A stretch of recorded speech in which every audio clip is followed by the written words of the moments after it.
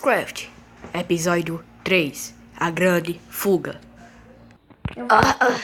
Cheguei nessa prisão, que gripe. Tá ok, mas só que eles disseram que aqui era prisão de lei, ó. Que esse prisioneiro aqui? O que você está fazendo, né? Eu vou fugir dessa merda de prisão agora. Me ajuda? Eu quero... Sim. Você vai ter que fazer alguma coisa. Tá merda. Venha logo daí. Tchau. Mãos pra cima. Agora sim. O Que quê? é esse buraco aqui? Venha logo, pegue as chaves. Mas como tu sabia que tu tinha TNT aqui? Claro que sim. Como é seu nome? Pegue a chave. Como é seu nome, é sério? Leonardo. Irmão, é você mesmo? Aham. Tá ok, vamos. Como você diz? Ah, não. Pegou as espadas lá? Peguei. O que vocês estão fazendo aqui? Vamos fugir aqui?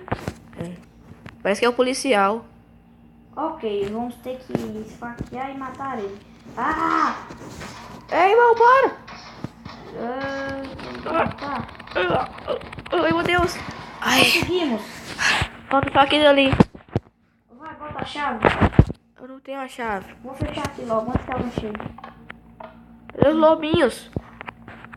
Acho que eles fugiram. Ah! Ah, droga. Vem pra cá. E... Vamos logo fugir daqui. Ok. Merda. Também eu tenho um bloco. Essas alavancas não querem funcionar. Parece que elas estão travadas. Ok, vamos logo. Bote aqui logo a chave. Eu não tenho nem a chave. Agora vamos fugir como? Eu peguei essa chave. Não sei se ela vai encaixar aqui. Ai, vamos. Deu certo. Ah! Vamos logo pra casa de alguém antes que anoiteça. Vamos. Tem outro guarda ali na cidade. Tem um cara bem na casa onde tá construindo. Vamos para aquela casa ali. Tá vendo aquele teto? Tô. Vamos para aquela casa vermelha. Tô. Vamos. Corre. Corre. Parece que ele tá se mudando. Acho que não tem ninguém aí em casa. Entra logo, cara. E a tua casa, por acaso? Não. Eu achei que vai entrar aqui por Precaução. pra ninguém nos achar. Olha, tá parece a mesa de computador.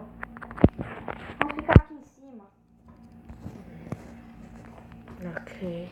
Eu vou descansar um pouco. Ok. Vamos Eu descansar. também. Ai. Vamos lá. Eu quero ver